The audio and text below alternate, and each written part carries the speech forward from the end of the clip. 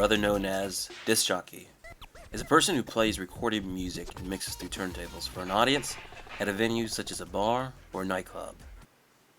I believe that DJing is what it seems to be easy to learn. I will be learning how to become a DJ and what it takes, and I feel that it shouldn't be too hard. I believe it can be taken up in maybe a few days or weeks, but it all depends. So we'll see what happens. We go out at night to get away with friends, loved ones, and as well from the long hours of work, and we have fun. We dress up, we paint our nails, we put on nice clothes, we do our hairs. We walk to the club and we buy drinks. We laugh. Then we walk onto the dance floor with the lights shining and bouncing on our faces, and we shake it off. We dance. We do it to the music from the one and only, the DJs of the club. We let the DJs take us on what we call maybe a journey and let loose for hours. But some may think that being up there behind the platform, the music and turntables is easy. Some think that they may just push buttons and press the arrow key to the next song. Talking to these DJs, I got a chance to sit down to better understand what goes on behind the table and find out the truth on what it takes to be a DJ.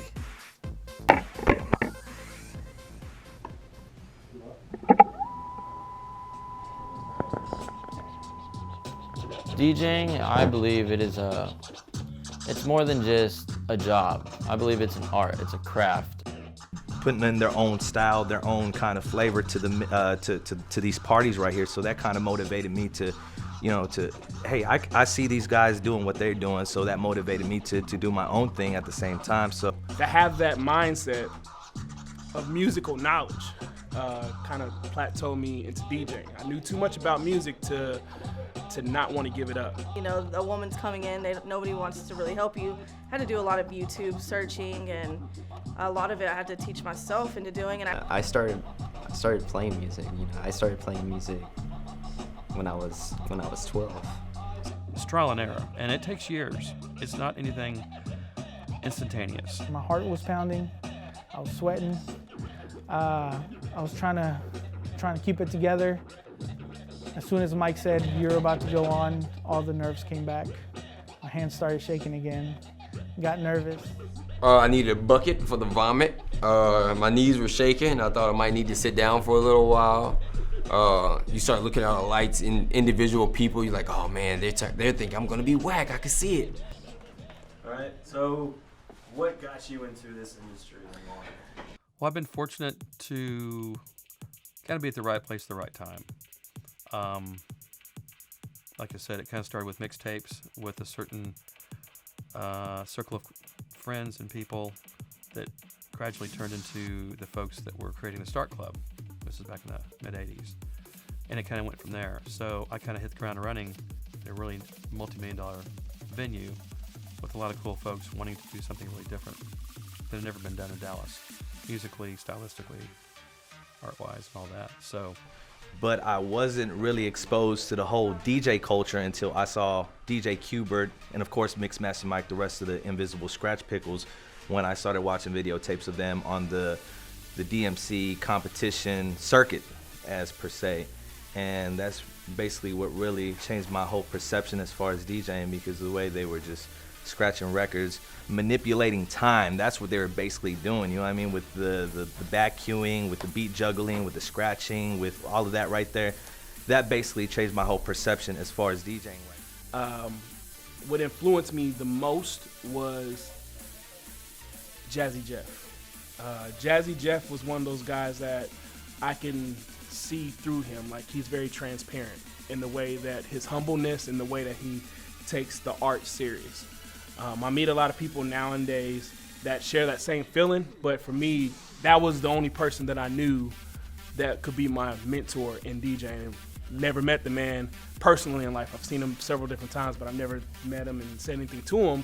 But it was just one of those things where you saw his craft, you saw what he did, and you thought it was amazing. hearing that these DJs were influenced by the big names of Q-Bert and Jazzy Jeff, I wanted to know more about what it actually takes to be a DJ.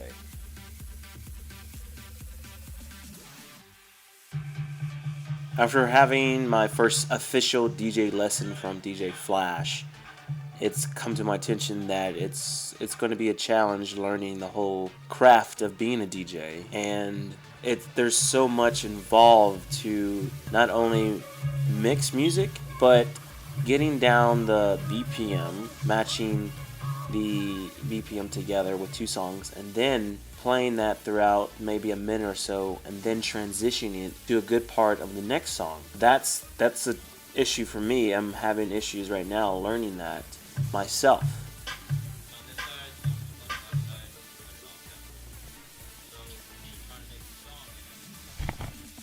Right now, currently I'm driving to Wiley, Texas to go meet up with one of the youngest talents I've ever met. Me personally, 17 years old. His name is DJ Flash. Don't just be the basic DJ that just plays from song to song. Have your own style. For instance, scratch a beat in, scratch a beat out. The way you mix it has a lot to do. There's many different ways you can mix. Just being you in your sets and showing that is what makes you unique. Ultimately, the takeaway, I think I was put on this earth to entertain people. Entertain/distract people from their woes and their worries. So if I've done if I've accomplished that, then I've done my job. Being unique and creative is understandable as a DJ, but there's more to that. What is the next layer as a DJ? How does one get the venue at a point where everyone is on a dance floor? Just depends on different ways to read the crowd and try to make them happy as far as what they ultimately think they want to hear. Or what I want them to hear. So like I said, it's just second by second, minute by minute. You have to be there. We try really hard to make the people happy. We feed off of success. So we get our first mix into a song, the crowd goes crazy, the next one would be even bigger. So we feed off of success. That's basically what we do. To me, actual DJing is knowing music, like to know how to rock a crowd wherever you go. So I do a corporate party, I know how to play for that particular type of event. It's very diverse. And it was so easy to be a DJ, but it's also so easy to kill a party or to just stop it. It's a lot going on back there, it's more than you think it would be, just easy to be a DJ. We were scratching earlier and it was the same song and we all took turns with it, but it was so different from everyone's perspective because with their rhythm, their vibes, and what they're used to, they delivered it differently. So that's where the DJing in different aspects and different lanes kind of come together and show you the art of it. It's not about a picture, it's about what you see in it, if that makes sense.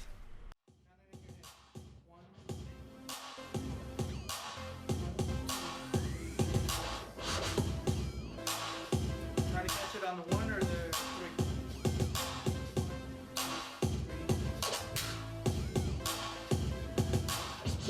One's always the kick, and the three's always the clap. One, two, three. Having a strong will, because you're gonna hit a lot of obstacles. You're gonna get frustrated. You're gonna get mad. But knowing that after all that practice, after all those hours, someone's gonna appreciate the work you do. Someone's gonna enjoy the mix that you do. Someone's gonna enjoy their night at the club that you DJ at. I think that makes it worth it. After just learning about the whole style of DJing, it's come to my attention that there's more to it than just obviously pushing buttons. There's a whole craft to it, and obviously it takes months, to actually learn to get a good rhythm, to get a good beat. A good transition is what I was having trouble making. And I believe that DJing is one of the toughest, things to do.